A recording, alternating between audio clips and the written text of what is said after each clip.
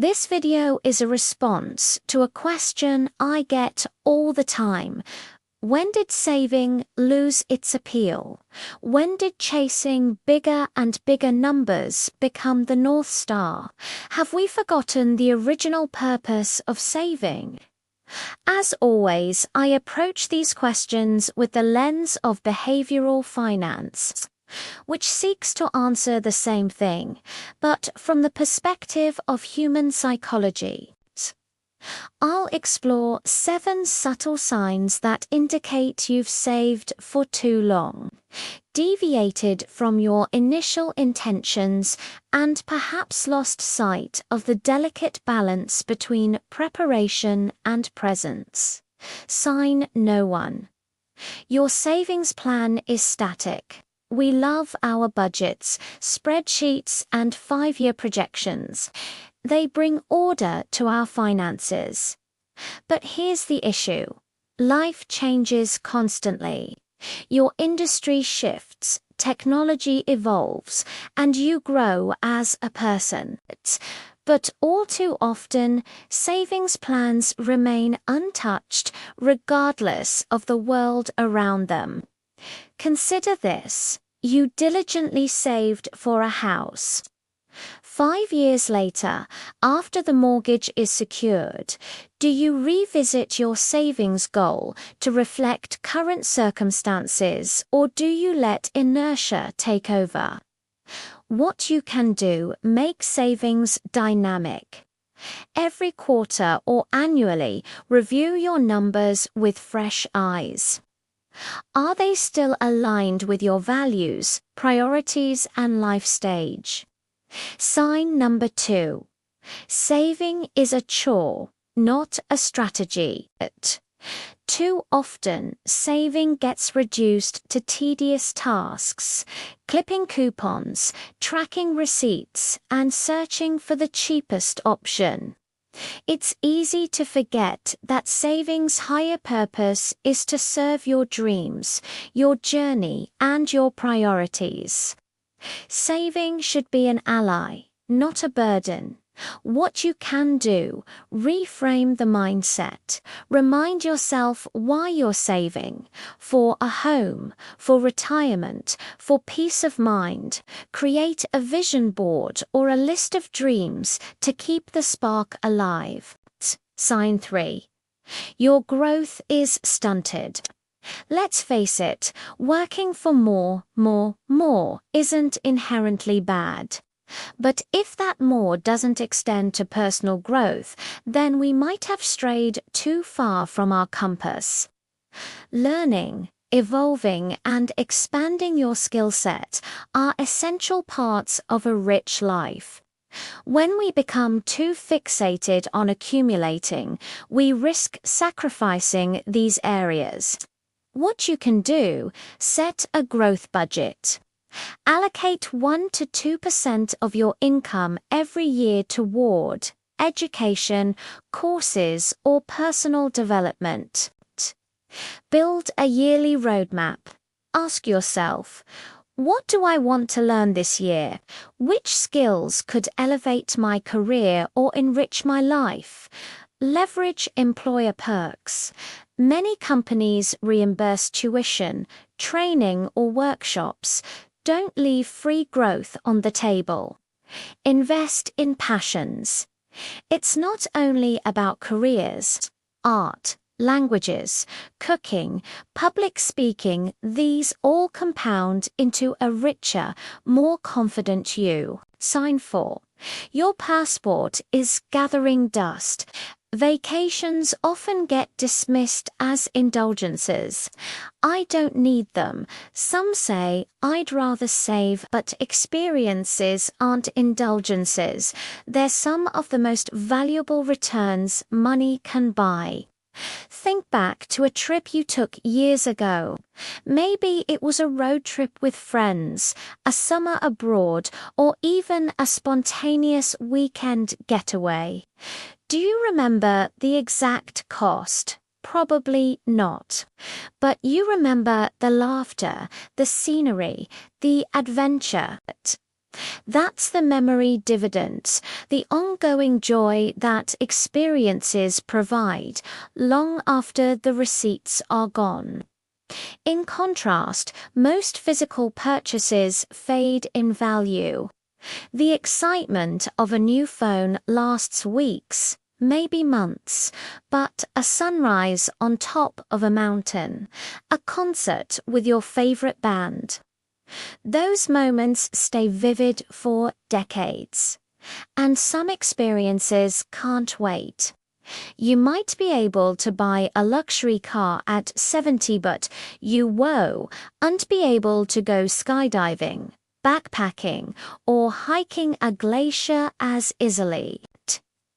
Many adventures have a time window, and deferring them indefinitely risks missing them altogether.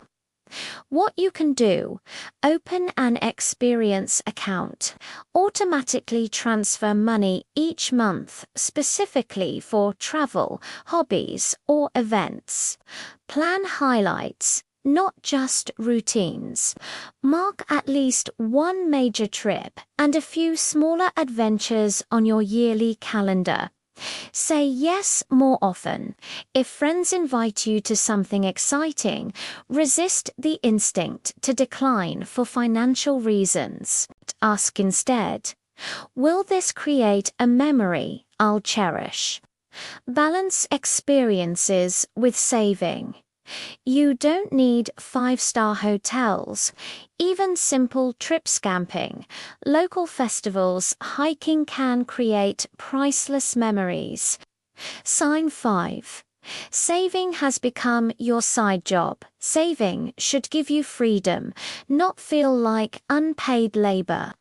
Yet, for many people, the pursuit of the best deal becomes a part-time job in itself.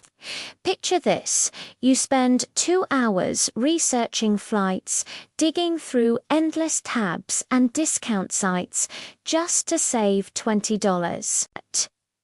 Or you drive across town for a cheaper gas station, burning time and fuel along the way. Or you insist on taking the 4 a.m. budget flight, saving $30 but losing a night of sleep and spending the first day of your trip in zombie mode. On paper, you've saved money. In reality, you've traded hours of life and, often quality of life, for tiny gains. The hidden costs of over-optimizing stress. Constant bargain hunting creates mental fatigue. Opportunity cost. Those 2 hours could have been spent exercising, reading, or earning more money in your actual career. Love a joy. Cheap often comes with inconvenience. Early flights, long detours, poor service. Here's the perspective shift. Your time has value. If you wouldn't work a side gig for $5 an hour, why spend 2 hours saving $10 on a purchase? What you can do: identify your threshold, decide the minimum savings that justifies extra effort. Maybe it's $50, maybe $100. Below that, skip the hunt, but automate savings. Use cashback apps, loyalty programs, or subscription managers so you save passively, not actively. Value convenience. Paying for direct flights, express trains, or better service isn't wasteful, it's buying back your time. Focus on big wins. Negotiating your rent, refinancing a loan, or switching energy providers can save thousands, not nickels. Sign 6. Your piggy bank is overflowing at some point.